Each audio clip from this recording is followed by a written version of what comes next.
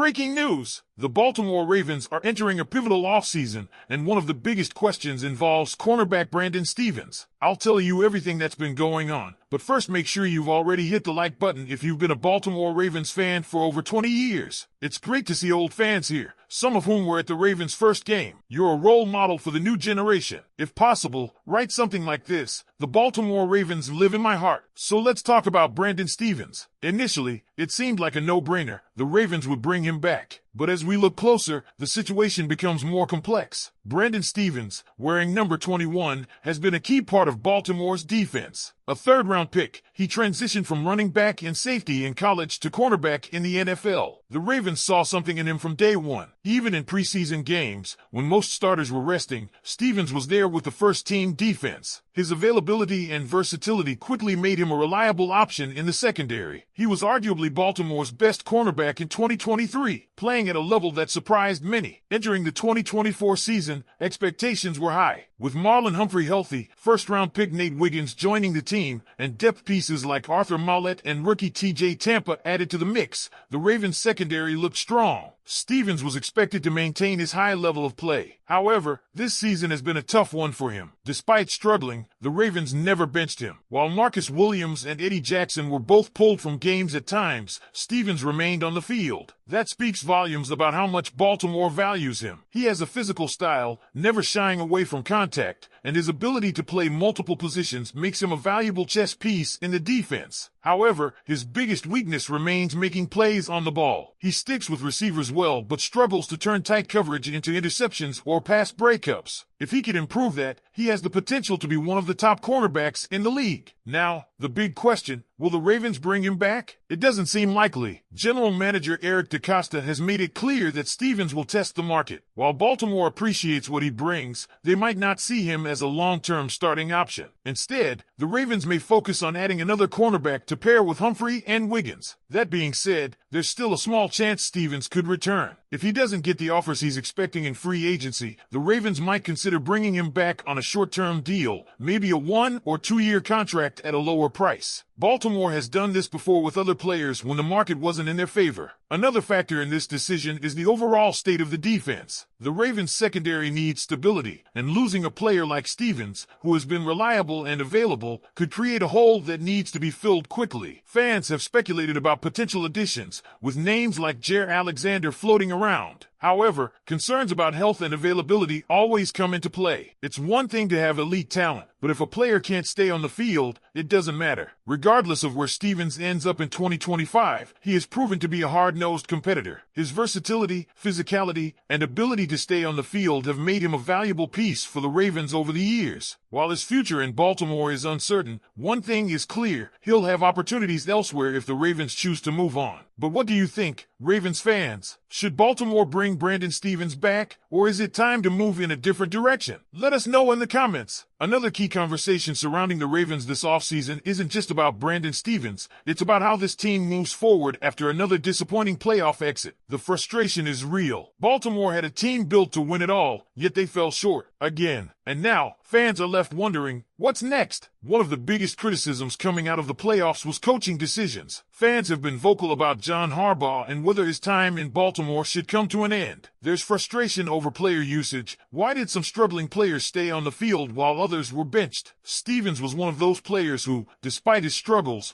remained in the lineup while others, like Marcus Williams and Eddie Jackson, were pulled. The offensive line rotations were another issue. Some fans believe younger, more talented players were kept off the field in favor of veterans, which ultimately hurt the team. But here's where things get interesting: Lamar Jackson. Some are questioning whether Harbaugh is holding him back. Now, let's be real. We just witnessed the best version of Lamar Jackson that we've ever seen. He played at an MVP level, proving once again that he can carry this team. But in the playoffs, the same issues popped up: turnovers, missed opportunities. And when the Ravens needed a game-winning drive, they fell short. Is that on Lamar? Is it on the coaching? Or is it a combination of both? Some fans believe the offensive line was the biggest problem. Others think the receiving core, despite solid play from guys like Zay Flowers and Rashad Bateman, still needs more firepower. Then there's the tight end situation. Mark Andrews is one of the best in the league, but some believe Isaiah Likely has been the more clutch option lately. There's even been talk, wild as it sounds, about trading Andrews for a pass rusher or a high draft pick. While that's unlikely to happen, it does highlight a key point. The Ravens need to upgrade their pass rush. That brings us to the draft. Baltimore always builds through the draft, and this year, finding a franchise-caliber pass rusher has to be a priority. With Jadeveon Clowney's future uncertain and questions about whether Odafoa and David Ohabo can be consistent threats, this team needs someone who can disrupt quarterbacks at an elite level. But let's not forget about free agency. The Ravens have some big decisions to make. Who stays? Who goes? And how aggressive will they be in adding new talent? We know this team doesn't typically spend big in free agency, but could this be the year they change that approach? And then, there's the biggest challenge of all, getting over the playoff hump. This team dominates the regular season, but keeps falling short in the biggest moments. Why? Mentality? Coaching? Execution? It's a question that needs answers because, at some point, just making the playoffs isn't enough. Ravens fans, this is where we turn it over to you. What do you think is the biggest issue the Ravens need to fix this offseason? Should they bring back Brandon Stephens? Should they make a big splash in free agency? And most importantly, what will it take for Baltimore to finally get over the hump and win another Super Bowl? Let us know in the comments. One of the biggest concerns heading into the offseason is how the Ravens can fix their playoff struggles. Year after year, we've seen this team dominate the regular season, only to collapse when it matters most. Fans are tired of hearing, "We'll be back next year." The time for excuses is over. Baltimore has the talent. They have the MVP quarterback. They have a top-tier defense. So why does this keep happening? Turnovers are a major issue. In the regular season, the Ravens protect the ball, play smart football, and impose their will on opponents. But when the playoffs come around, everything changes. We saw it again this year. Costly fumbles, poor decisions, missed opportunities. The Ravens didn't punt a single time against the Bills, yet they still lost. That's almost unheard of. If they had just taken care of the football, we might be talking about a different outcome. And then there's coaching. Is John Harbaugh the right man to lead this team? That's a question a lot of Ravens fans are asking right now. Nobody can deny his success. He's built a winning culture. He's kept this team competitive for over a decade, and he's one of the longest tenured coaches in the NFL. But at what point does loyalty start to hold the team back? Some fans feel Harbaugh is too stuck in his ways,